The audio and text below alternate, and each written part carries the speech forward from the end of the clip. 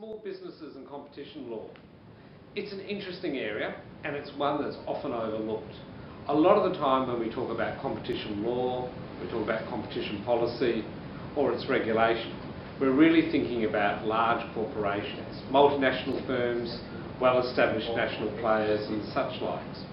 But the reality is that competition law also has to take into account a much bigger group of businesses that are often overlooked and that are fundamentally different to the way in which large corporations work. By that, I'm referring to the so-called SME population, the small, the medium and indeed the micro-sized business population that's to be found right around the world. Small and medium-sized enterprises, SMEs, are in fact not shrunken down versions of big corporations. They're fundamentally different firms. They work in different ways, they're run by different people, they have different motives and profit goals, and indeed often their goals are not about profit or market maximisation. And we need to understand them because they are covered under competition laws in almost every country around the world, but they're poorly understood. So let's take a step back. Let's have a look at what they are, where they're to be found, how they're run, and how competition agencies can deal with them. Well, the first thing is that every country has a very big small and medium-sized sector. In Malaysia, for example, there's more than 650,000 SMEs. In Australia, it's just over 2.1 million, and in Indonesia, it's something close to 57 million. In the United States, 21 million. In the European Union, just over 20 million. On and on it goes. When you add all these up, you can see two very clear trends. First is that globally, we're talking about a very large number of businesses. Indeed, it's estimated that we're talking hundreds of millions of businesses. Second one is that I mentioned micro businesses, which are often self-employed people, people working by themselves. I've talked about small business, and I've talked about medium-sized business. Well, in fact, out of all of those three groups, in most countries, so-called micro businesses, as I said, self-employed people, or people with just a handful of staff, usually less than 5 and certainly less than 10. Micro-sized businesses are the biggest group. In fact, globally it's estimated they account for more than 90% of all the businesses around the world. Small businesses are the next biggest group, and medium-sized firms are the very smallest one.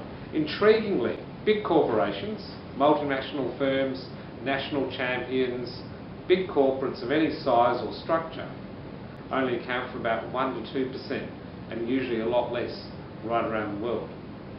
The big corporations employ a lot of people, they're highly visible, they're well known, they're sophisticated. They've got access to resources, they've got people who are skilled in law and economics, they know how to comply with competition law, they know how to game the system if they think that will be to their advantage, they know how to comply with it, they know what they can do and they know what they can't do. On the other hand, our small and medium-sized businesses know very little of that. Small businesses live in a world of law. They're surrounded constantly by demands to comply with employment law, tax law, intellectual property, advertising law, everything.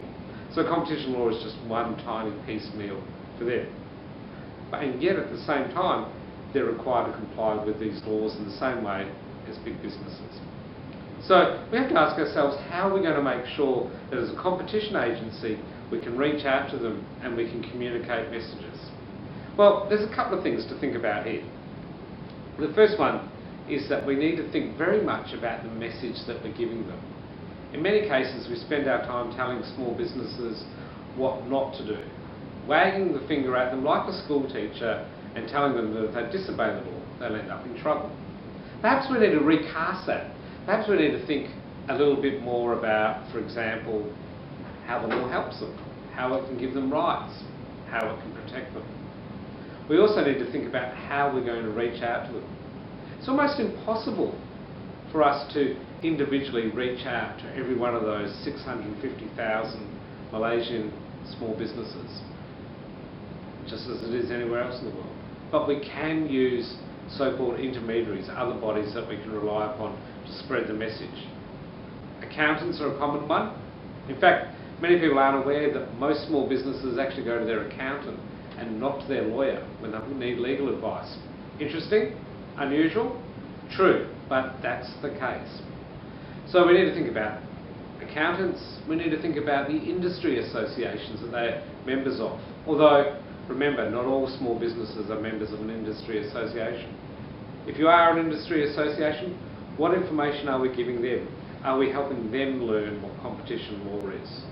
Are we showing them what the benefits of competition law are? Not just in a generalised sense, but also in a specific one for them. What's in it for me? It's a famous marketing principle. What is the consumer going to get out of something? And we need to say the same thing for small businesses. What's the benefit for them about complying with competition law as well? So these are some of the challenges, and there are plenty of different ways to do it. It's an issue we've got to think about right across the region, and one that I encourage all of you to think a little bit further about. Whether it be online learning modules such as the ones that MyCC have introduced, whether we think about other tools like small business consultative committees that you find in countries like Australia through the Australian Competition and Consumer Commission, whether you talk about publications, using third-party intermediaries like accounting bodies or industry groups, all of these are ways in which we can reach out to the small business sector.